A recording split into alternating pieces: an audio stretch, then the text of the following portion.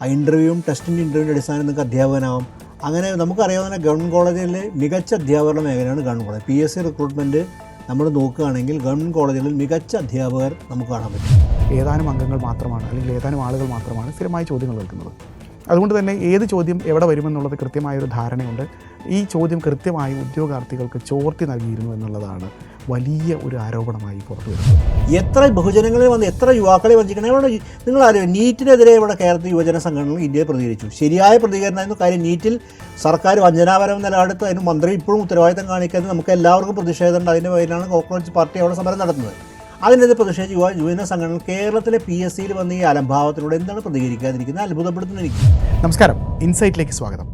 ചോദ്യപേപ്പർ ചോർച്ച മുതൽ വഴിവിട്ട നിയമനവും മാർക്ക് ദാനവും വരെ ഭരണഘടനാ സ്ഥാപനമായ PSCക്കെതിരെ ആരോപണങ്ങൾ ദിനം പ്രതി കുമിഞ്ഞു കൂടുകയാണ്. ഈ സാഹചര്യത്തിൽ ഊണും ഉറക്കവും ഒഴിച്ച് ഒരു സർക്കാർ ജോലി സ്വപ്നം കണ്ട് പഠിച്ചു പരീക്ഷ എഴുതുന്ന ആയിരക്കണക്കിന് പതിനായിരക്കണക്കിന് യുവജനങ്ങളുടെ ജീവിതത്തിന്മേലാണ് ഓരോ ആരോപണവും കരിനിഴൽ വീഴ്ത്തുന്നത്. എന്താണ് PSCയിൽ സംഭവിക്കുന്നത്? എന്തൊക്കെയാണ് PSCയെ തിരുത്താനായി ചെയ്യേണ്ടത്? ഈ വിഷയത്തിൽ ഇന്ന് നമ്മളോടൊപ്പമുള്ളത് രാഷ്ട്രീയ നിരീക്ഷകനായ ദാമോദർ പ്രസാദാണ്. നമസ്കാരം, ചർച്ചയിലേക്ക് സ്വാഗതം. PSCയിൽ സംഭവിക്കുന്നത് എന്താണെന്നാണ് നമ്മുടെ ചോദ്യം തന്നെ.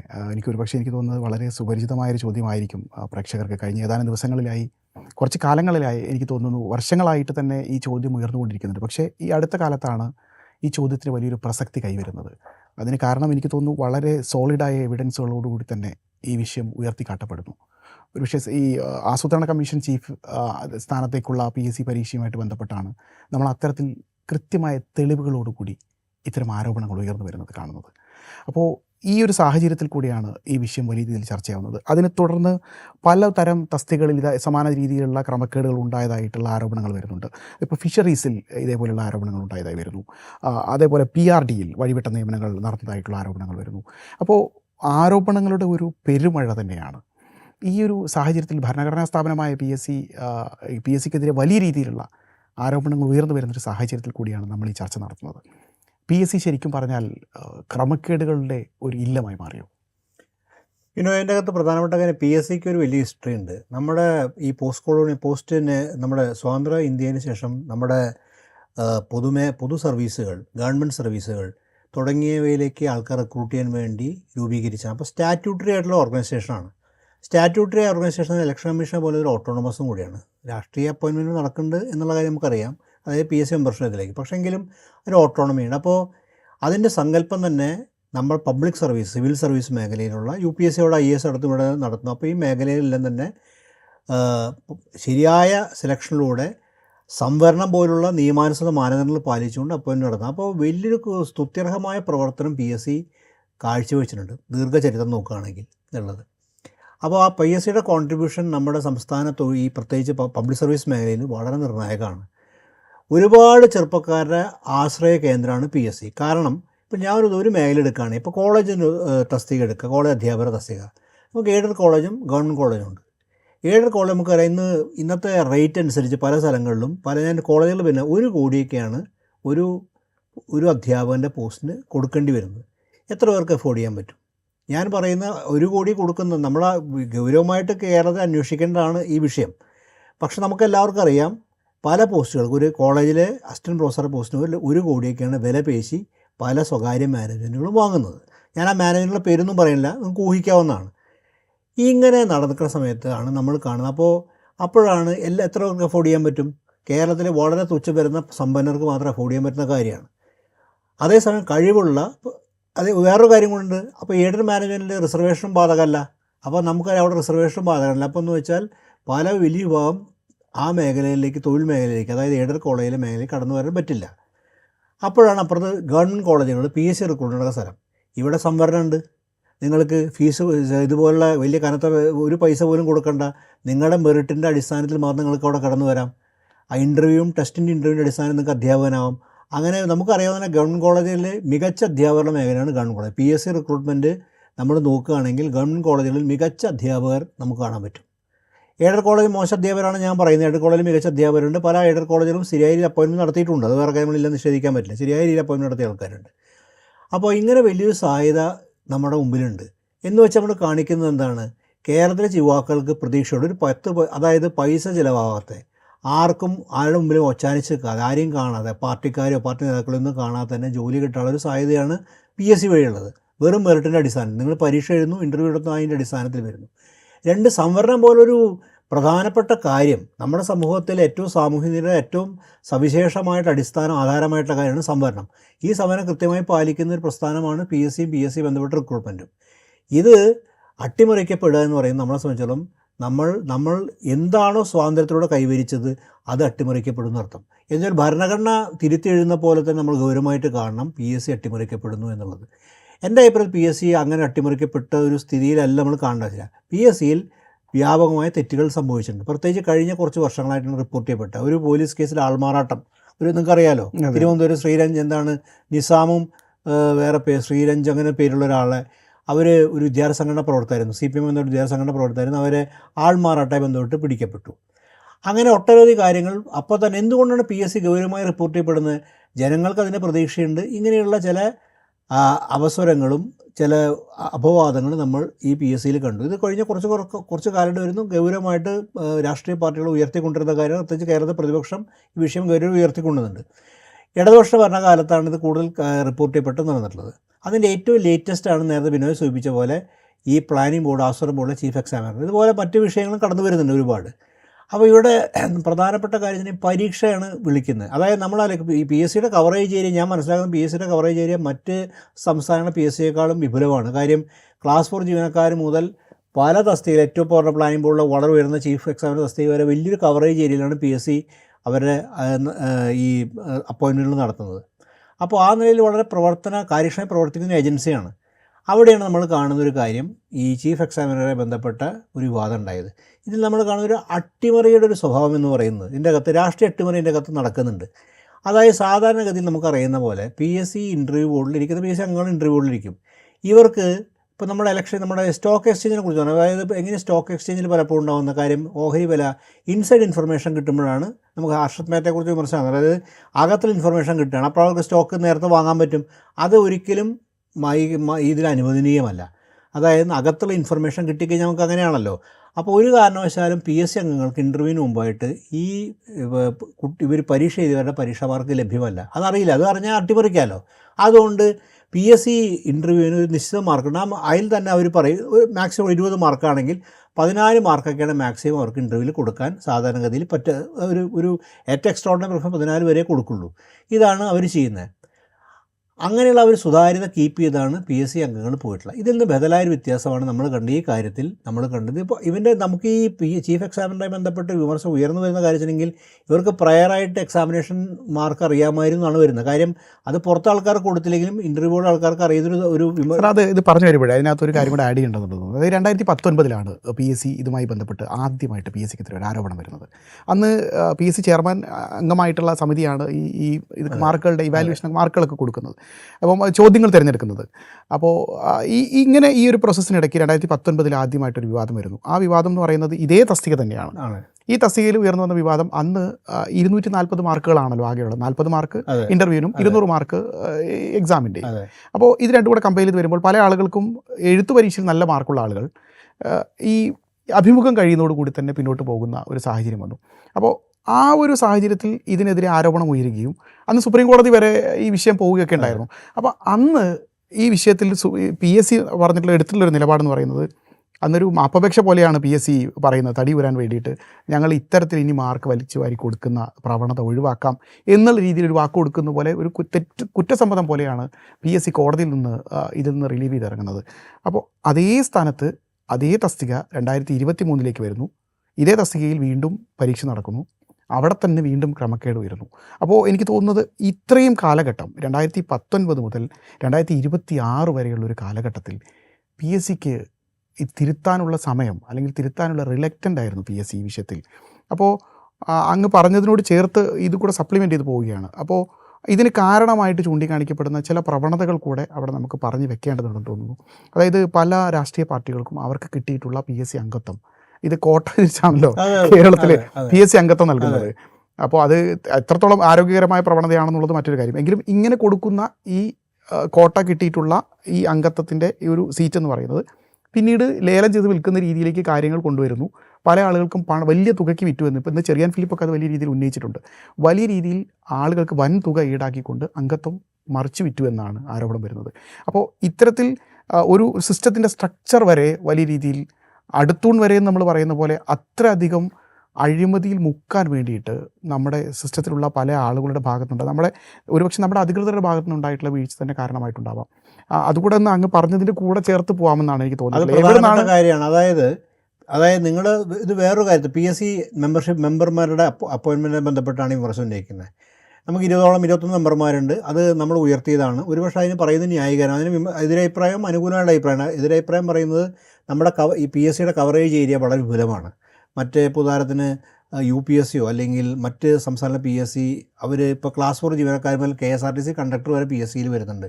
അപ്പോൾ അത് മറ്റ് സംസ്ഥാനങ്ങളില്ല. അതുകൊണ്ട് നമ്മുടെ ഇവിടുത്തെ ഉത്തരവാദിത്തം വളരെ അധികമായതുകൊണ്ടാണ് മെമ്പർമാരുടെ എണ്ണം കൂടുതൽ വാദമുണ്ട്. അതായിക്കോട്ടെ, മിക്കവാറും PSC തുടക്കം ഭരിക്കുന്ന രാഷ്ട്രീയ പാർട്ടിയിൽ അവരെ പൊളിറ്റിക്കൽ രാഷ്ട്രീയ ബന്ധമുള്ള ആൾക്കാരെ അപ്പോയിൻറ്റ് ചെയ്യണം. പക്ഷേ അപ്പോഴും സുതാര്യത നിലനിർത്താനുള്ള പ്രക്രിയ ഉണ്ടായിരുന്നു. ഇവിടെ പ്രധാനപ്പെട്ട നിങ്ങൾ പറയുന്നൊരു കാര്യം നമ്മൾ ഈ കഴിഞ്ഞ കുറച്ച് കാലത്ത് കേട്ട വിവാദമാണ്. ഘടകകക്ഷികൾക്ക് ഇത് കൊടുക്കുന്നു, ഘടകകക്ഷികൾ ഇത് വിൽക്കുന്നു. അത് പേയ്മെൻറ്റ് സീറ്റ് ഒരു വിമർശനം ഉണ്ടായിട്ടാണ്. പല ഘടകകക്ഷികളും തങ്ങൾക്ക് കിട്ടിയ PSC മെമ്പർമാരെ വിൽക്കുക ചെയ്യുന്നത്. ഇത് വലിയ വിവാദം ഉണ്ടായിട്ടുള്ള കാര്യം, വിൽക്കുകയാണ് ചെയ്യുന്നത്.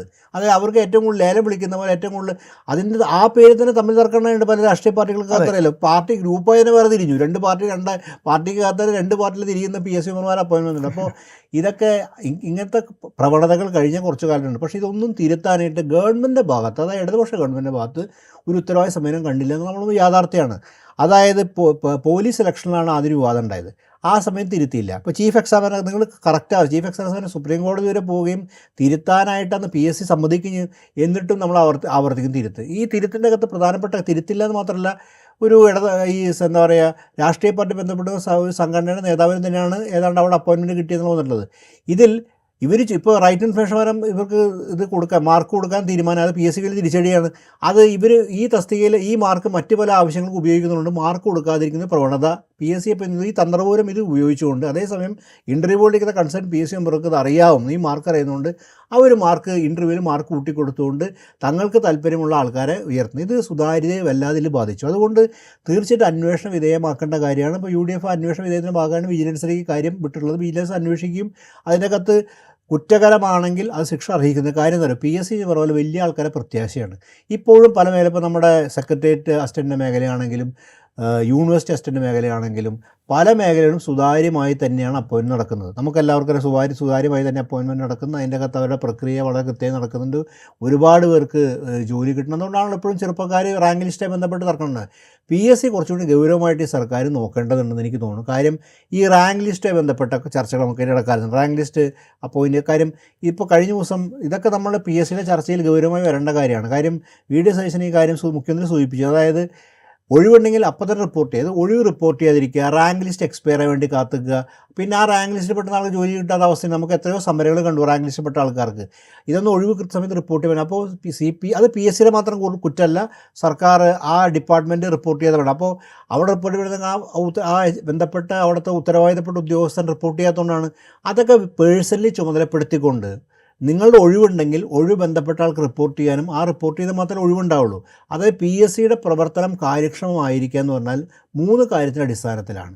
ഒന്ന്, കൃത്യമായി ഒഴിവുകൾ ഐഡൻറ്റിഫൈ ചെയ്യാൻ അവിടേക്ക് കൃത്യസമയത്ത് പരീക്ഷ നടത്തുക. ആ പരീക്ഷ നടത്താൻ നിങ്ങൾക്ക് വളരെ സുതാര്യമായിട്ട് PSC മാനേജേഴ്സ് സുതാര്യമായിട്ടാണ് പരീക്ഷയുടെ പേപ്പർ തയ്യാറാക്കുന്നതും ആ പരീക്ഷാ പേപ്പർ തയ്യാറാക്കുന്നു. രണ്ടാം സാധനം അതിനുശേഷം ഇൻ്റർവ്യൂ ബോർഡിലും ഇൻ്റർവ്യൂവിൻ്റെ പരീക്ഷയുടെ മാർക്കറിൽ കൃത്യമായി നടക്കും. ഈ 3 പ്രക്രിയയും സുതാര്യമായി തന്നെ അതിന് ഓൾറെഡി ഒരു എക്സിസ്റ്റിംഗ് മാനുവലുണ്ട്. ഇവിടെ ഈ മാനുവൽ ഫോളോ ചെയ്യുന്നതിനൊപ്പം തന്നെ ഇതിൽ തിരിമറി നടത്തുന്നതെന്ന് വെച്ചിട്ടുണ്ടെങ്കിൽ ഈ പരീക്ഷയുടെ മാർക്കറിയുള്ള ശ്രമം നടത്തുക. ഇങ്ങനെ നെക്സസ് ഇതിൻ്റെ അകത്തൊരു പ്രധാനപ്പെട്ട കാര്യം, പലപ്പോഴും സർവീസ് സംഘടനകൾ എല്ലാ സ്ഥലത്തും ഉണ്ടല്ലോ. സർവീസ് സംഘടനകൾ, ഇന്ന സർവീസ് സംഘടന, ഭരണാനുകൂല സർവീസ് സംഘടനകൾ പലപ്പോഴും ഈ സ്ഥലത്തിരിക്കുമ്പോൾ ഇവരാണ് നിർണായക സ്ഥലങ്ങളിലിരിക്കുക. ഇവരും PSC മെമ്പർമാരും തമ്മിലൊരു ഒത്തുകളിയിൽ ഈ കാര്യങ്ങളൊക്കെ പുറത്തു വരും. ഇവർക്ക് അറിയാൻ പറ്റും. അതായത് ഇത് പലപ്പോഴും അട്ടിമറിക്കപ്പെടുന്നതിൻ്റെ ഒരു കാരണം എന്ന് പറയുന്നത്, പണ്ട് കാലങ്ങളിൽ ഭരണാനുകൂല സംഘടനകളാണെങ്കിലും അതിപ്പോൾ എല്ലാ സ്ഥലത്തും സംഘടനകളും രാഷ്ട്രീയ സംഘടന സർവീസ് സംഘടനയൊക്കെ രാഷ്ട്രീയ പാർട്ടിയിൽ ചേർന്നതാണ്. പക്ഷേ അപ്പോഴും ഇരിക്കുന്ന തസ്തികയിൽ അവർ സുതാര്യത പുലർത്താറുണ്ട്. അത് അവരുടെ ഒരു കോഡ് ഓഫ് കണ്ടക്റ്റിന് വക. രാഷ്ട്രീയം വേറെ, സർവീസ് സംഘടന വേറെ. പക്ഷേ ചെയ്യുന്ന ജോലി കോഡ് ഓഫ് കണ്ടക്റ്റ് എന്ന് പറഞ്ഞ പ്രധാനപ്പെട്ട കാര്യം. ഒരിക്കലും വീഴ്ച വരുത്താറില്ല. പക്ഷേ അങ്ങനെയുള്ള ചില വീഴ്ചകൾ ഈ തവണ വന്നിട്ടുണ്ട്. അതായത് ഈ ഭരണാനുകൂല സർവീസ് സംഘടനകൾ ഭരണത്തിനോട് ചേർന്ന് നിൽക്കുന്ന PSC മെമ്പർമാരുമായി ഈ മാർക്ക് അറിഞ്ഞുകൊണ്ട് നടത്തുന്നൊരു ഏർപ്പാടുണ്ടല്ലോ. അപ്പോൾ മാർക്ക് അറിയാതനുസരിച്ച് ഇൻ്റർവ്യൂവിൽ മാർക്ക് കൂട്ടിക്കൊടുക്കുകയാണ്. ഇങ്ങനെയുള്ള പല കൃത്രിമം. അതുപോലെ നമുക്കറിയാം ഈ ആൾമാറാട്ടം, ഇത്രയും സംഭവങ്ങൾ ഉണ്ടായതിന് കാരണം ഇതിൻ്റെ അകത്ത് നടത്തുന്ന അട്ടിമറിയാണ്. ഒരുപക്ഷെ എല്ലാ ആൾക്കാരും പങ്കെടുക്കുന്നു എന്ന് പറയാൻ പറ്റില്ല. ഇതിൻ്റെ അകത്ത് ഒരു വിഭാഗം ഇതിൻ്റെ അകത്ത് ആസൂത്രിതമായിട്ട് നടത്തുന്ന പ്രവർത്തനങ്ങളാണ്. ഇത് കറക്റ്റ് ചെയ്യാനുള്ള ബാധ്യതയാണ്. കാരണം എന്തുകൊണ്ടാണെന്ന് വെച്ചിട്ടുണ്ടെങ്കിൽ PSC കേരളത്തെ സംബന്ധിച്ചിടത്തോളം ഏറ്റവും പ്രധാനപ്പെട്ട ഒരു തൊഴിൽദാതാവാണ്. കേരളത്തിൽ ഇപ്പോഴും നമുക്ക് സ്വകാര്യ മേഖലയിൽ സംവരണമില്ല, സ്വകാര്യ മേഖലയിലും ആ രീതിയിലൊരു പരിഗണനയില്ല, സ്വകാര്യ മേഖലയിൽ പല ഘടകം. അപ്പോൾ PSC തന്നെയാണ് വലിയ ഒരു കേരളത്തിൽ സാധാരണക്കാരായ തൊഴിലന്വേഷകൻ്റെ ഈ ഏറ്റവും വലിയ ആശ്രയം PSC ആണ്. PSC നിലനിൽക്കുകയെന്നും PSC സുതാര്യമായി നിലനിൽക്കുകയെന്നും നമ്മുടെ ജനകോടികളുടെ ആവശ്യമാണ്, കേരളത്തിലെ മഹാജനങ്ങളുടെ ആവശ്യമാണ്. അതിൻ്റെ അടിസ്ഥാനത്തിൽ എനിക്ക് തോന്നുന്നു UDF ചെയ്യേണ്ട കാര്യം ഈ വിജിലൻസ് അന്വേഷണം പര്യായക്ക് നടത്തുക, അതിന് നടപടി എടുക്കുക. അത് ആരാണെങ്കിലും ബന്ധപ്പെട്ട ആൾക്ക് നടപടി എടുത്തിരിക്കണം. ആ കോഴ്സ് കറക്ഷൻ വരുത്താനും ഇനിയുള്ള അപ്പോയിൻമെൻറ്റ് നടത്തുന്ന സമയത്ത് സുതാര്യത, രാഷ്ട്രീയ പൊളിറ്റിക്കൽ അപ്പോയിൻമെൻറ്റ് നടത്താൻ പോകണം. പക്ഷേ സുതാര്യത രാഷ്ട്രീയ അപ്പോയിൻമെൻറ്റ് നടത്തുമ്പോഴും ഈ വന്ന ആൾക്കാർ പലപ്പോഴും വളരെ മികവ് പുലർത്തിയ ആൾക്കാരുണ്ട്. അവരവരുടെ വഴിവിട്ട് പ്രവർത്തിക്കാത്ത ആൾക്കാരെ നമ്മൾ കണ്ടിട്ടുണ്ട്. അവരവരുടെ ആ കോഡ് ഓഫ് കണ്ടക്റ്റ്, ഓരോ PSC മെമ്പർക്ക് ഒരു കോഡ് ഓഫ് കണ്ടക്റ്റ് ഉണ്ട്, നമ്മൾ മനസ്സിലാക്കണം. ആ കോഡ് ഓഫ് കണ്ടക്റ്റ് അകത്ത് അവർക്ക് പെരുമാറാൻ പറ്റുള്ളൂ. അവർക്ക് രാഷ്ട്രീയ പാർട്ടി മെമ്പറാകാൻ ഇഷ്ടംപോലെ ചെയ്യാൻ പറ്റില്ല. ആ സുതാര്യ പുറത്താനുള്ള ഒരു ഉറപ്പ് വരുത്തേണ്ട ബാധ്യതയുണ്ട്. കാര്യം ഇത് കഴിഞ്ഞ കുറച്ച് കാലം കൊണ്ട് നമ്മുടെ മുമ്പിൽ ഇത്രയും വാർത്തയുണ്ട്. ഇതിനും ഇത്ര ഒരു PSC ഇങ്ങനെ വാർത്തയുണ്ട്. കാര്യം PSC പലപ്പോഴും ഒരു ശരിയായ അപ്പോയിൻമെൻറ്റ് മാതൃകയായിട്ടാണ് നമ്മൾ കേരളം കണ്ടത്. ഈ ഉണ്ടായ അപവാദങ്ങളും ഈ അപസ്വരങ്ങളും ഈ ഉണ്ടായ തെറ്റായ പ്രവണതകളും തിരുത്തുക എന്ന് പറയുന്നത് നടപടിയും കൂടി വേണം. അതിൻ്റെ അകത്ത് നിയമപരമായ നടപടിയും കൂടി വേണം. അല്ലെങ്കിൽ ഒരുപക്ഷെ ഇത് മാപ്പ് കൊടുക്കുകയും ഇത് ഒഴിവാക്കപ്പെടുകയും ചെയ്താൽ ഇതേ സാരം ആവർത്തിക്കാൻ സാധ്യതയുണ്ട്. ആവർത്തിക്കാൻ നമ്മൾ കാണുന്നുണ്ട്. അതുകൊണ്ട് ചീഫ് എക്സാമിനറുടെ സ്ഥാനമാറ്റം നിങ്ങൾ പറഞ്ഞാൽ ഒരു ഉയർന്ന ഒട്ടനവധി ആരോപണം, ഈ ആരോപണമൊക്കെ പരിശോധിക്കപ്പെടേണ്ടത് തന്നെയാണ്, സംശയമില്ല. ഇതിൻ്റെ PSCയുടെ നിയമനത്തെക്കുറിച്ച് പറയുമ്പോൾ തന്നെ അതിൻ്റെ പാരലായിട്ട് സമാന്തരമായിട്ട് മറ്റൊരു ആരോപണം കൂടെ ഉയർന്നു വരുന്നുണ്ട്. പലപ്പോഴും പല റാങ്ക് ലിസ്റ്റുകളുടെ കാലാവധി വൈകിപ്പിക്കുക, നിയമനങ്ങൾ നിർത്തിവെക്കുക.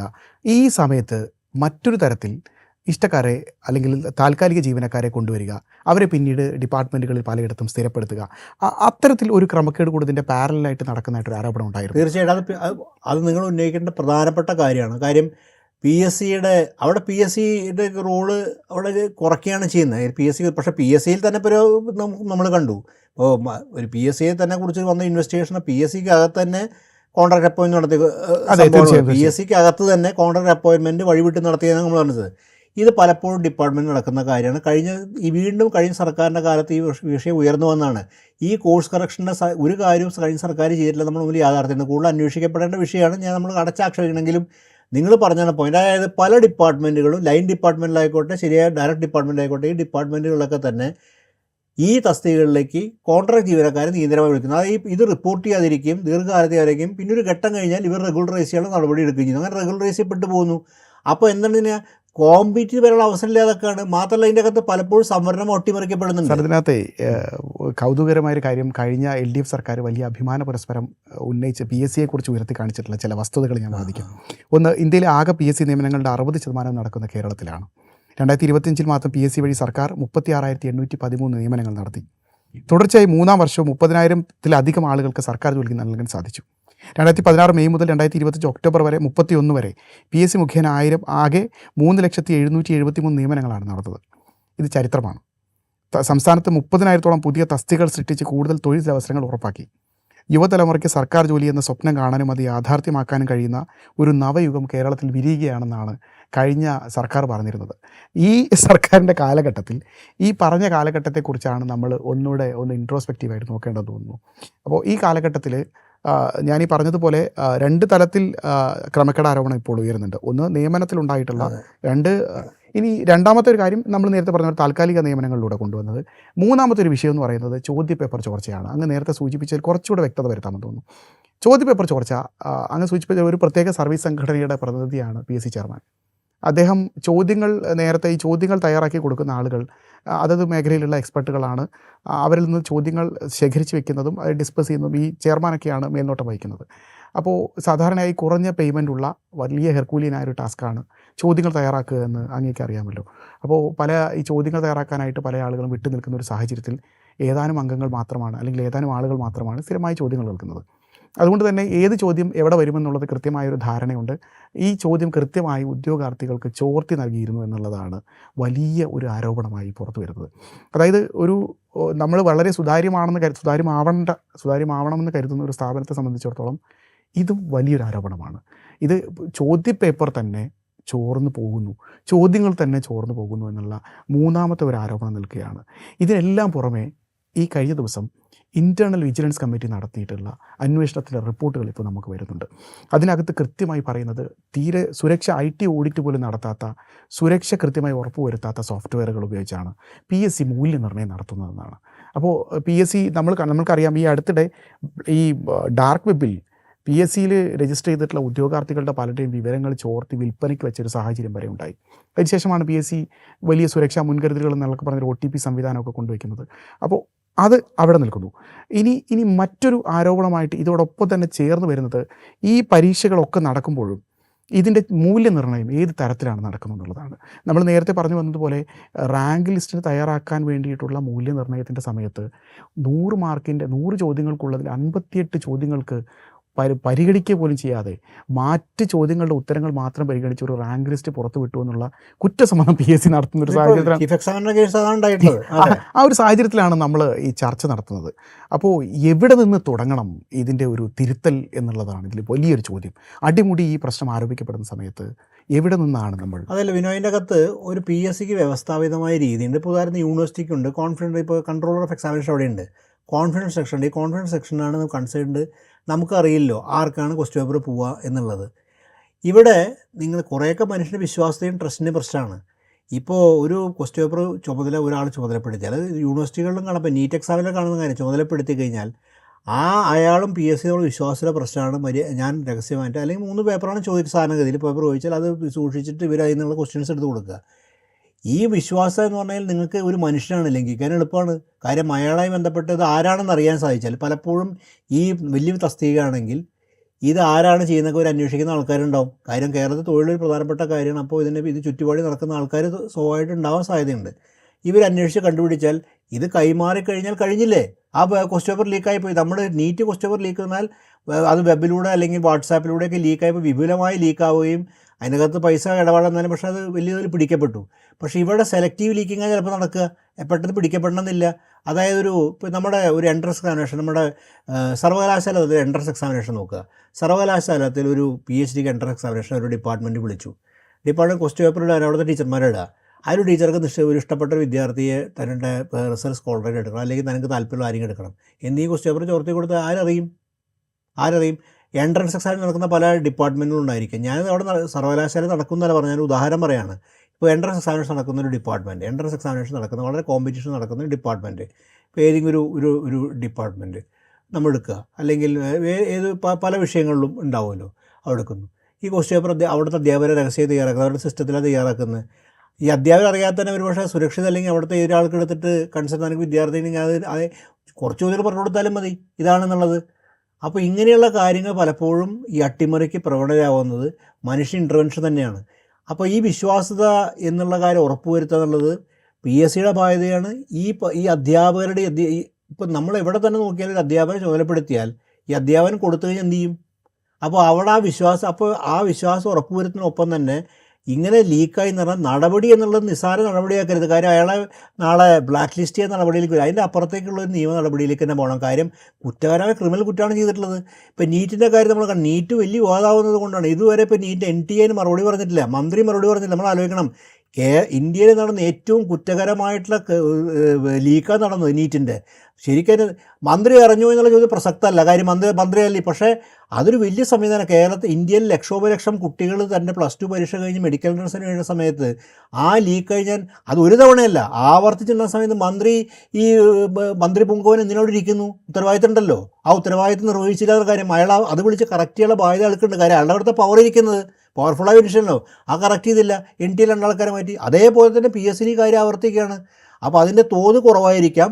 കാര്യം നീറ്റ് എക്സാമിനേഷൻ പോലെ തന്നെ തോത് കുറവായിരിക്കും. മാത്രമല്ല സെലക്റ്റീവ് വീക്ക് ആയതുകൊണ്ട് തന്നെ ഇത് കുറച്ച് നേരം ബാധിക്കില്ല. പക്ഷേ ഉത്തരവാദിത്തപ്പെട്ട ഗവൺമെൻറ്റിനോട് ഇവിടുത്തെ സാധാരണ മനുഷ്യരോട് പ്രതിബദ്ധതയുണ്ട്. കാര്യം അവർ വോട്ട് ചെയ്ത് അധികാരത്തിൽ വരുന്ന ആൾക്കാരാണ്. ഇങ്ങനെ പലതരം സെലക്റ്റീവ് അട്ടിമറികൾ കഴിഞ്ഞ കാലത്ത് നടന്നുകൊണ്ട് നമ്മുടെ യാഥാർത്ഥ്യമാണ്. ഇടതുപക്ഷ സർക്കാരിൻ്റെ ക്ലെയിം, ബിനോയ് വായിച്ച ക്ലെയിം ഞാൻ നിഷേധിക്കില്ല. കാര്യം PSC പല ആൾക്കാർക്ക് തൊഴിൽ കൊടുത്തിട്ടുണ്ട്, സാധ്യതയുണ്ട്. പക്ഷേ അതിൻ്റെ ഒപ്പം തന്നെ നിക്ഷേപ താല്പര്യങ്ങൾ നടന്നിട്ടുണ്ടെന്നുള്ള ആരോപണം അന്വേഷിക്കപ്പെടേണ്ട, നിക്ഷേപ താല്പര്യം നടന്നിട്ടുണ്ടെങ്കിൽ അതിന് നടപടിയും വേണമല്ലോ. ഇങ്ങനെ പലതരത്തിലുള്ള ഇതെന്തുകൊണ്ടാണ് സംഭവിക്കുന്നത്? നിങ്ങൾ പറഞ്ഞ പോലെ മനുഷ്യരായിരിക്കും സർവീസ് സംഘടനകളൊക്കെ അവിടെയുള്ള സമയത്ത് തന്നെ അവരെപ്പോഴും ഒരു ആ കോഡ് ഓഫ് കണ്ടക്ട് എന്ന് പ്രധാനപ്പെട്ട എല്ലാ സ്ഥലം സർവീസ് സംഘടനകളും അവർ കോഡ് ഓഫ് കണ്ടക്റ്റിനെ ബദലായിട്ട് ചെയ്യില്ല. അങ്ങനെയാണെങ്കിൽ നിങ്ങൾക്ക് പരീക്ഷ ഇപ്പോൾ എഴുതി കഴിഞ്ഞാൽ, നിങ്ങൾ ഈ സർവകലാശാല പരീക്ഷ എഴുതി കഴിഞ്ഞാൽ നിങ്ങളുടെ സർവീസ് സംഘടനപ്പെട്ട ആൾക്കാരെ മാർക്ക് കൂട്ടി കൊടുക്കാമല്ലോ. നിങ്ങൾ ആരറിയും? അങ്ങനെയുള്ള പല കാര്യങ്ങളും ചെയ്യാത്ത അങ്ങനെ പ്രവണതകൾ പണ്ട് നടന്നിട്ടുണ്ട്, നമുക്കറിയാം. ഇപ്പോൾ കമ്പ്യൂട്ടറൈസേഷൻ അത്ര എളുപ്പമില്ല എങ്കിൽ കൂടി. അപ്പോൾ ഇങ്ങനെ പല പ്രവണതകൾ നടക്കുന്ന സമയത്ത് ഇത് ക്രോസ് ചെക്കുള്ള മെക്കാനിസം അവിടെ ഉണ്ടാവും. ഇതെങ്ങനെയാണ് സംഭവിക്കുന്നുണ്ടെങ്കിൽ പല സ്ഥലങ്ങളിലും ഒരു സർവീസ് സംഘടനയായിരിക്കില്ല ആധിപത്യം. പല സംഘടനകളുണ്ട്, ഇവർക്ക് ക്രോസ് ചെക്കുള്ള മെക്കാനിസം ഉണ്ട്. എല്ലാ സർവകലാശാലകളാണെങ്കിലും ഇത്ര സ്ഥാപനങ്ങൾ കാണാൻ പറ്റുന്ന കാര്യം, പല സർവീസ് സംഘടനകൾ ജനാധിപത്യമായതുകൊണ്ട് സർവീസ് സംഘടനയെങ്കിൽ ഒരു സർവീസ് സംഘടന മാത്രം ആധിപത്യമില്ല, അത് ക്രോസ് ചെക്ക് വേറെ ആൾക്കാരുടെ വാർത്തകളും. പിന്നെ കോഡ് ഓഫ് കണ്ടന്റ് ആരങ്ങനെ ചെയ്യാറില്ല പൊതുവിൽ. ഏത് സർവീസ് സംഘടനയാണെങ്കിൽ അവരുടെ കോഡ് ഓഫ് കണ്ടന്റ് വിരുദ്ധമായിട്ടും പൊതുവെ ആൾക്കാർ പ്രവർത്തിക്കാറില്ല. ഇവിടെ പക്ഷേ അങ്ങനെ പ്രവർത്തിക്കുന്ന കുറച്ച് ആൾക്കാർ, ക്രിമിനൽ മൈൻഡിലുള്ള കുറച്ച് ആൾക്കാരുണ്ടായിരിക്കും അതിനെ ക്രോസ് ചെക്കുള്ള മെക്കാനിസം. അപ്പോൾ അതുകൊണ്ട് ഇവിടെ പ്രധാനമായിട്ടും PSCയുടെ പ്രവർത്തനം, അകത്തുള്ള പ്രവർത്തനം ജനാധിപത്യ വിരുദ്ധമായിരുന്നു എന്ന് തോന്നാം. കാരണം ഇതിനകത്ത് ഏതാനും ചില വ്യക്തികളിലേക്ക് എല്ലാ അധികാരം കേന്ദ്രീകരിക്കും, അല്ലെങ്കിൽ ഏതെങ്കിലും അവർ മാത്രം അറിയുന്ന സംവിധാനം ഉണ്ടാക്കി. അതുകൊണ്ടാണ് നടക്കുന്നത്. മറിച്ച് ഈ ക്രോസ് ചെക്ക് ചെയ്യാനുള്ള സംവിധാനത്തിൻ്റെ അകത്തുണ്ടായിരുന്നെങ്കിൽ, ഇപ്പോൾ PSC മെമ്പർമാരുടെ കാര്യം നോക്കാം, കംപ്ലീറ്റ് അകസ്റ്റ് ഡോമിനേഷനാണ്, വേറെ ആൾക്കാരില്ല. മറിച്ച് വേറൊരു വിഭാഗം ഇതിൻ്റെ അകത്തുണ്ടെങ്കിൽ ചോദ്യം ഉയരും. അപ്പോൾ എപ്പോഴും ജനാധിപത്യ സംവിധാനത്തിൽ അങ്ങനെ ഒരു സംവിധാനം വേണം. വ്യത്യസ്ത സ്വഭാവമുള്ള ആൾക്കാർ, വ്യത്യസ്ത രാഷ്ട്രീയ നിലപാടുള്ളവർ വരുമ്പോൾ ചോദ്യങ്ങൾ ഉയരും. അതില്ലാതെ ഒരു ഏകാധിപത്യ സ്വഭാവം വന്നു കഴിഞ്ഞാൽ എന്തായിരിക്കും ഈ പരിപാടി? അപ്പോൾ ഇങ്ങനെയുള്ള എല്ലാവിധ ക്രമം വിട്ടുള്ള കാര്യങ്ങളും നടക്കും. ഇതാണ് കഴിഞ്ഞ കുറച്ച് വർഷമായി നടന്നുകൊണ്ടിരിക്കുന്നത്. നിങ്ങളൊരു തെരഞ്ഞെടുപ്പ് ഇതും കൂടി ആയിരുന്നു എന്ന് മനസ്സിലാക്കണം. നിങ്ങൾ പറഞ്ഞ PSC അഭിമുഖീകരിക്കുന്ന പ്രശ്നം എന്ന് പറഞ്ഞാൽ അതിൻ്റെ വിശ്വാസം എപ്പോഴും നിലനിൽക്കുന്നുണ്ട്, പല പരീക്ഷ നടത്തുന്നുണ്ട്. പക്ഷേ ഈ റാങ്ക് ലിസ്റ്റ് മരവിപ്പിക്കുന്നതുമായി ബന്ധപ്പെട്ട കാര്യങ്ങൾ, റാങ്ക് ലിസ്റ്റ് കൃത്യസമയത്ത് അപ്പോയിൻമെൻറ്റ് നടത്താത്ത പ്രശ്നങ്ങൾ, അതുപോലെ സെലക്റ്റീവ് ലീക്ക്, ഇതുപോലെ ചോദ്യങ്ങൾ പലതും ഒഴിവാക്കിക്കൊണ്ട് പരീക്ഷ നടത്തി, അതൊക്കെ ആസൂത്രണം. നമുക്കറിയാലോ, അങ്ങനെ തീരുമാനം എടുക്കാതെ അങ്ങനെ നടക്കില്ല. അപ്പോൾ ആരോ ഒരാളങ്ങനെ തീരുമാനം അവിടെ എടുത്തിട്ടുണ്ട്. PSCക്ക് അകത്തുനിന്നൊരു തീരുമാനം എടുത്തിട്ടുണ്ട്. ചീഫ് എക്സാമിനേഷൻ പരീക്ഷ ഇത്തരം ചോദ്യങ്ങൾ ഒഴിവാക്കപ്പെട്ടത്. ആ തീരുമാനം അവിടെ ആരും എടുത്തിട്ടുണ്ട്, ആർക്കു വേണ്ടി എടുത്തപ്പെട്ടിട്ടുണ്ട്. അത് അന്വേഷിക്കാൻ ബാധ്യതയില്ലേ സർക്കാരിന്? അങ്ങനെ അന്വേഷിക്കാനും നടപടിയെടുക്കാനും ബാധ്യതയുണ്ട്. അതുകൊണ്ടാണ് UDF സർക്കാർ അധികാരത്തിൽ വന്നിട്ടുള്ളത്. അവർ നടപടിയെടുക്കാൻ മാത്രമല്ല, എൻ്റെ അഭിപ്രായത്തിൽ ഈ നടപടിയും വിജിലൻസ് അന്വേഷണം നടപടിയെടുക്കല്ല, PSC അവരുടെ വിശ്വാസ്യതയുണ്ട്. ആ വിശ്വാസ്യത വീണ്ടെടുക്കുകയാണ് പ്രധാനപ്പെട്ട കാര്യം. ആ വിശ്വാസ്യത വീണ്ടെടുക്കാനായി സുതാര്യത ഉറപ്പുവരുത്തുക, ഇങ്ങനെയുള്ള ലീക്കുകൾ ഇല്ലാതാക്കുക, അവിടെ ഒരു ജനാധിപത്യ സ്വഭാവം കൊണ്ടുവരിക.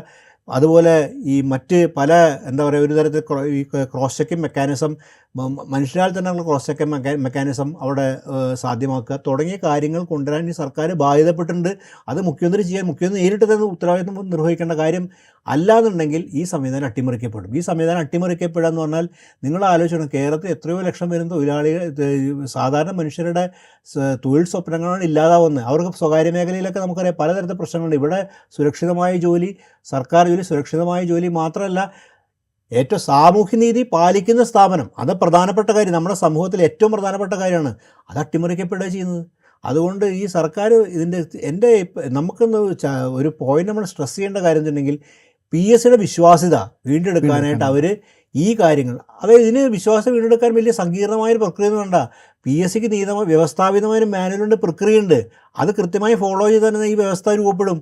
കാര്യം അത് വളരെ സുതാര്യമായി ഉണ്ടാക്കപ്പെട്ടതാണ്, കൃത്യമായ രൂപത്തിൽ സൃഷ്ടിക്കപ്പെട്ടതും വ്യവസ്ഥാപിതമായ നിയമങ്ങൾ കൊണ്ടുവന്നിട്ടുള്ള അതിനുവേണ്ടി തന്നെയായിരുന്നു. അത് പാലിച്ചാൽ മതി. അതിൽ നടത്തുന്ന വ്യക്തിയുടെ അട്ടിമറികളാണ് ഈ സംഭവത്തിൽ പോയി നമുക്ക് ഓരോ വിഷയങ്ങൾ നോക്കി കാണാൻ പറ്റുമല്ലോ. ഇപ്പോൾ ആൾമാറാട്ടം മുതൽ ഈ സെലക്റ്റീവ് ലീക്ക് മുതൽ ചോദ്യങ്ങൾ ചോദിക്കാതിരിക്കുന്ന ഒരാളുടെ തീരുമാനമാണത്. ഇത് അറിയാതെ സംഭവിക്കുന്നതല്ല. അപ്പോൾ ആ തീരുമാനം നീറ്റ് ലീക്ക് പോലെ തന്നെ ഗൗരവമായി കാണേണ്ട വിഷയമാണ്. അതിൻ്റെ ഉത്തരവാദിത്തം ആരാണെങ്കിൽ ഉത്തരവാദിത്തം ഏൽക്കുകയും ആ ഉത്തരവാദിത്തം ഏൽക്കുന്നതിൻ്റെ ഭാഗമായിട്ട് അത് PSCയിലെ മെമ്പർമാരാണെങ്കിലും ഉത്തരവാദിത്തപ്പെട്ട ആരാണെങ്കിലും അവരെ നീക്കം ചെയ്യാനും അവർക്ക് നടപടിയെടുക്കാനും ബാധ്യത സർക്കാരുണ്ട്. ഇതിനകത്ത് ഒരു ഉദാഹരണം കൂടെ പറഞ്ഞിട്ട് ഒരു പോയിന്റ് വയ്ക്കാൻ തോന്നുന്നു. അതായത് ഫിഷറീസ് വകുപ്പുമായി ബന്ധപ്പെട്ട ഒരു പരീക്ഷയിൽ ഇത്തരത്തിലൊരു ക്രമക്കേട് ആരോപണം ഉയർന്നു. ക്രമക്കേട് ആരോപണം ഉയരുകയും അത് വലിയ രീതിയിൽ ചർച്ചയാകുകയും ചെയ്തു. ക്രമേണ അതിൻ്റെ ആരോപണത്തിൻ്റെ ഒരു കാതൽ ഇതായിരുന്നു. അതായത് ഒരു പ്രത്യേക ഇൻസ്റ്റിറ്റ്യൂഷനിലെ ആളുകളായിരുന്നു ചോദ്യപേപ്പർ തയ്യാറാക്കുന്നതുമായിട്ട് ബന്ധപ്പെട്ട് അസോസിയേറ്റ് ചെയ്ത് അവർ തന്നെയാണ് അഭിമുഖത്തിന് പല ആളുകൾ വന്നിരുന്നത്. അപ്പോൾ അവരതിന് മോക്ക് ഇൻ്റർവ്യൂ ഒക്കെ നടത്തി അവരുടെ കുറച്ച് വിദ്യാർത്ഥികളെയൊക്കെ പരിശീലിപ്പിച്ചിരുന്നു. ബന്ധപ്പെട്ട മുഖവന്മാരെല്ലാവരും ഈ പട്ടികയിൽ കയറിപ്പറ്റി. അപ്പോൾ വലിയ തോതിൽ അവരുടെ ഭാഗത്തു നിന്നുള്ള ആളുകൾ ഈ പട്ടികയിൽ കയറി. അപ്പോൾ ഈ ആരോപണം പുറത്തു വരികയും ഇത് വലിയ രീതിയിൽ ചർച്ചയാവുകയൊക്കെ ചെയ്ത സമയത്ത് അവസാനമുണ്ടായ നടപടി എന്ന് പറയുന്നത് ഇതുമായി ബന്ധപ്പെട്ടുള്ള ആരോപണം ഉയർന്നതിൽ ഇതിനെ പിന്തുണച്ച ഒരു ഉദ്യോഗസ്ഥനെയാണ് PSC സ്ഥലം മാറ്റുന്നത്. അപ്പോൾ ഇത് PSCയോടുള്ള സാധാരണക്കാരുടെ അമർഷത്തെ വലിയ രീതിയിൽ ആളിക്കത്തിക്കാൻ കാരണമായിട്ടുള്ള നിലവിലെ ഒരു സാഹചര്യമുണ്ട്.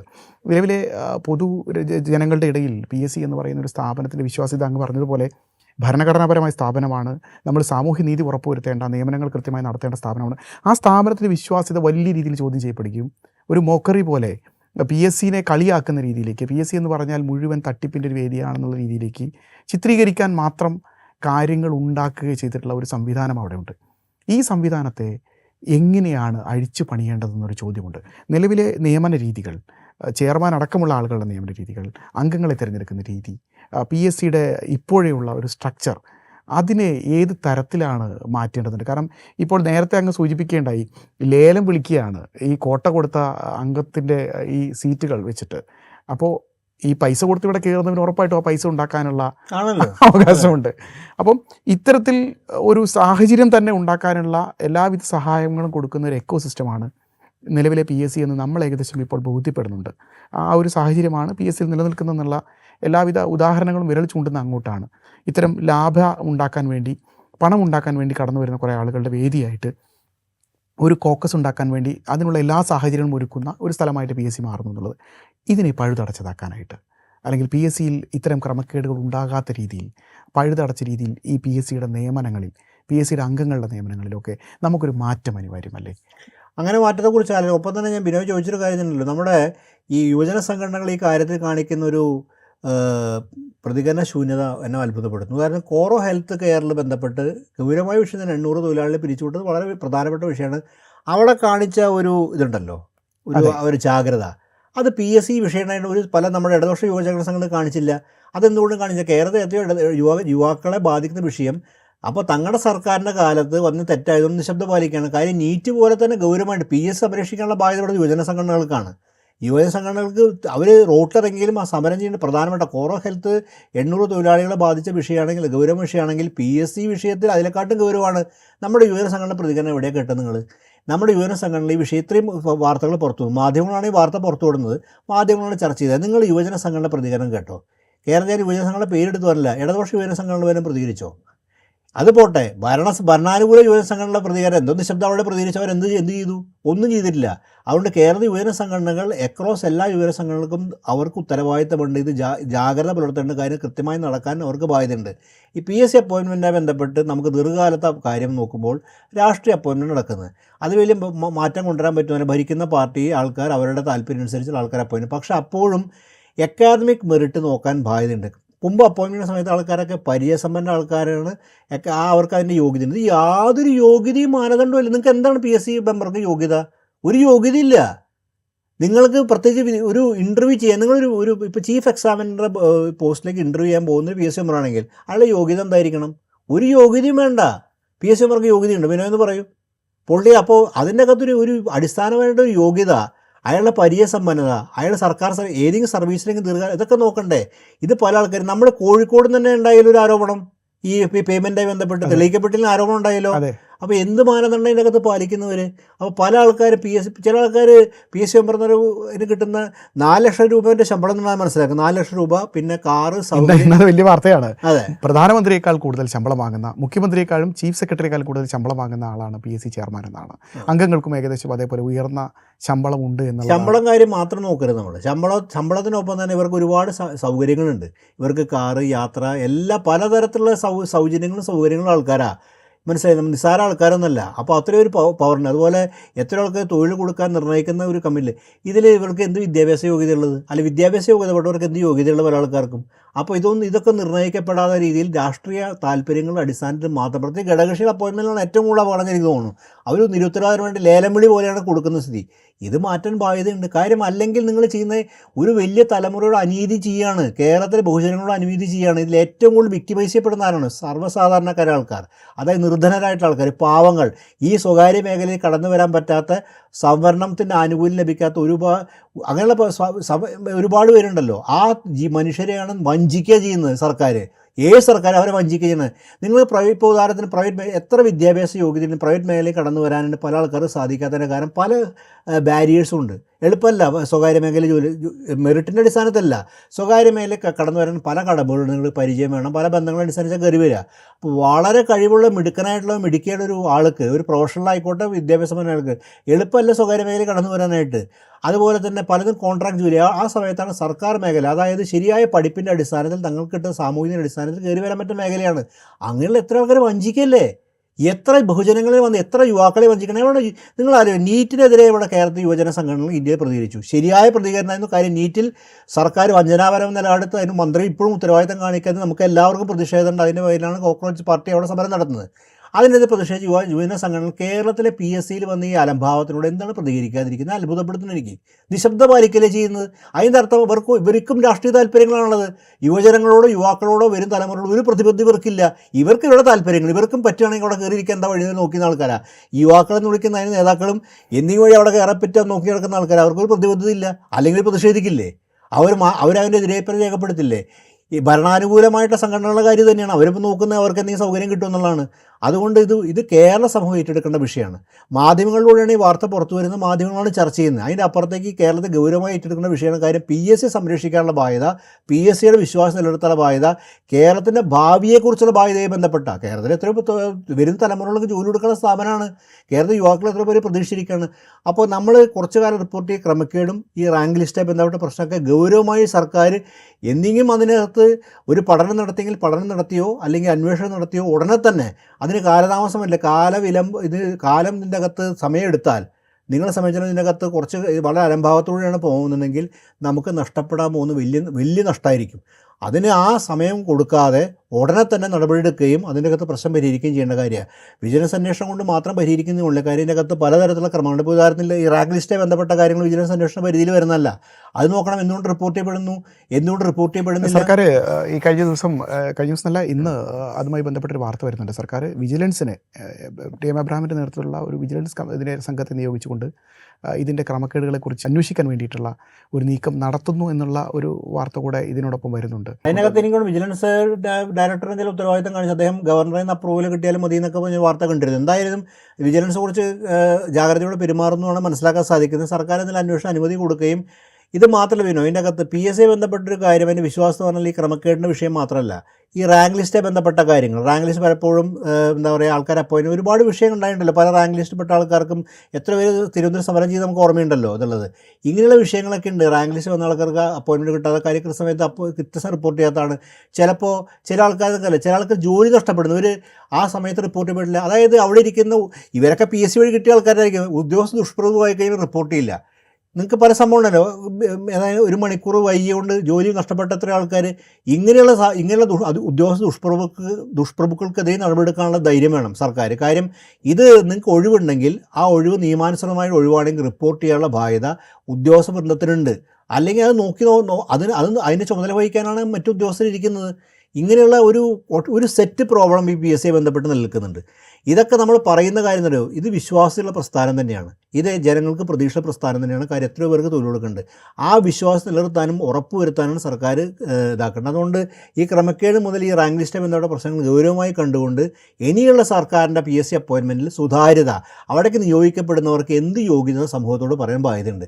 വഴി പോണവരെയും ഈ 2 മുദ്രാവാക്യം വിളിച്ചവരെയും അതുപോലെ യാതൊരു തരത്തിലുള്ള മാനദണ്ഡം ഇല്ലാത്തവരെയും കയറ്റി അതുപോലെ ലേലം വിളിക്കുന്നതിന് പകരം അവർ ഘടകകക്ഷികൾക്ക് കൊടുക്കുമ്പോഴും ഘടകകക്ഷി നിയോഗിക്കുന്ന ആൾ എന്താണ്. ഇത് പലപ്പോഴും എല്ലാ ഘടകകക്ഷിയും കൂടി പറഞ്ഞ കാര്യം ഞാൻ മനസ്സിലാക്കുന്നിടത്തോളം ഇപ്പോൾ രാഷ്ട്രീയ പാർട്ടിയുടെ പേരൊന്നും എടുത്ത് ഞാൻ പറയുന്നില്ല, പക്ഷേ ഇടതുപക്ഷ തന്നെ പല ഘടകകക്ഷികളെയും വളരെ ഉന്നതരായിട്ടുള്ള ആൾക്കാരെ അപ്പോയിൻ്റ് ചെയ്യപ്പെട്ടിട്ടുണ്ട്. അവിടെ വളരെ ഏറ്റവും എന്താ പറയുക, സുതാര്യമായി പെരുമാറിയും വളരെ കൃത്യതയോട് പെരുമാറിയും എത്ര ആൾക്കാരെ അപ്പോയിൻ്റ് നമുക്ക് തന്നെ അറിയാം. പല ആൾക്കാരുടെ പേര് നമുക്കറിയാം.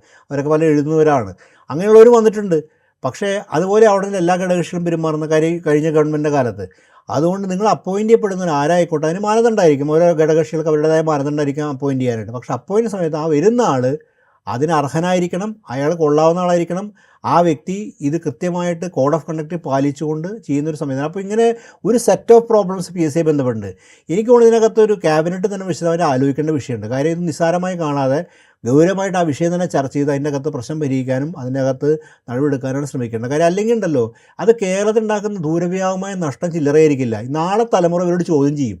ഈ പറഞ്ഞ ഇവരുടെ കാലം കഴിഞ്ഞ് ഇവർ പോകുന്നതിരിച്ചിരിക്കണം, ഒരിക്കലും പോവില്ല. കാര്യം ഇത് ഒരിക്കലും എന്താ പറയുക, ഇത് നമ്മുടെ വരും തലമുറയും ഈ തലമുറയും ഈ പുതിയ യുവാക്കളുടെ തലമുറയും ഇവരെ ചോദ്യം ചെയ്യുക തന്നെ ചെയ്യും. ഇത് നിസ്സാരമായി കാണാൻ പറ്റുന്ന വിഷയമല്ല. അതുപോലെ തന്നെ നമുക്ക് PSCയിൽ വേറൊരു കാര്യം കൂടി വെച്ചിട്ടുണ്ടെങ്കിൽ, വിശ്വാസമില്ലാത്ത എന്ത് റിജക്റ്റ് ചെയ്യാൻ അവർക്ക് അവകാശമുണ്ടല്ലോ. അത് കാര്യകാര്യം മനസ്സിലാക്കണം. പിന്നെ ഇതിൻ്റെ പുറത്തൊരു കോടതി മേൽനോട്ടമുണ്ടെന്ന് മനസ്സിലാക്കുന്ന ഈ കാര്യങ്ങളൊക്കെ കോടതിയിൽ പോകാം, അത് സ്വാഭാവികമായിട്ട് ആ അന്വേഷണ ഭാഗമായിട്ട് വരും. പക്ഷേ പ്രധാനപ്പെട്ട കാര്യമെന്ന് ഞാൻ വീണ്ടും അടിവരായിട്ട് പറഞ്ഞു, ഈ ക്രമക്കേടിനൊപ്പം തന്നെ റാങ്ക് ലിസ്റ്റുമായി ബന്ധപ്പെട്ട് ഒഴിവുകൾ റിപ്പോർട്ട് ചെയ്ത് അപ്പോയിൻറ്റ് ചെയ്യുന്നതാണ് കാര്യം. അത് മാത്രമേ നമുക്ക് ഈ സുതാര്യത ഉറപ്പുവരുത്താൻ സാധിക്കുള്ളൂ. അതുപോലെ തന്നെ ഈ പറഞ്ഞ പോലെ PSC മെമ്പർമാരെ അപ്പോയിൻമെൻറ്റിനെ സംബന്ധിച്ചിടത്തോളം ആ ക്വാളിറ്റി നിലനിർത്താനായിട്ട് ആ നിയോഗിക്കപ്പെടുന്ന ആൾക്ക് കൃത്യമായിട്ട് പരിചയസമ്പന്നതയും അയാൾക്ക് അതിൻ്റെ അറിവും അയാളെ സംബന്ധിച്ചിടത്തോളം അയാൾ എന്തെങ്കിലും ഒരു പശ്ചാത്തലവും എന്താണെങ്കിലും ആ മാനദണ്ഡം എന്താണെന്ന് വെച്ചാൽ അതിന് മാനദണ്ഡം ഇല്ല എന്നുള്ളതാണ് മനസ്സിലാക്കുന്നത്. അത് പാലിക്കാൻ ഗവൺമെൻറ്റിന് ബാധ്യതയുണ്ട്. അത് പാലിക്കുമെന്ന് വിചാരിക്കുക. പാലിച്ചില്ലെങ്കിൽ ഇതേ രീതിയിൽ തന്നെ തുടരാണ് പോകുന്നതെങ്കിൽ അത് വലിയ സമരങ്ങളിലേക്ക് പോകണമെന്നുണ്ടേ യുവജന സംഘടന ശബ്ദമായിരിക്കരുത്. കാര്യം യുവാക്കളുടെ ഭാവിയാണ് ഇവിടെ അനിശ്ചിതമാവുന്നത്. PSCയെക്കുറിച്ച് ഉയരുന്ന ഗൗരവതരമായ ആരോപണങ്ങൾ തീർച്ചയായും അന്വേഷിക്കപ്പെടേണ്ടതുണ്ട്. PSC നിലനിൽക്കേണ്ടതുണ്ട്. അതിൻ്റെ ഭരണഘടനാപരമായ ഉത്തരവാദിത്തമെങ്കിലും നിറവേറ്റാനായി അത്തരമൊരു സ്ഥാപനത്തെ സുതാര്യവും സുശക്തവുമായി നിലനിർത്താൻ സർക്കാരിനും ഈ നാടിനും ബാധ്യതയുണ്ട്. മറ്റൊരു വിഷയവുമായി അടുത്ത എപ്പിസോഡിൽ വീണ്ടും കാണാം.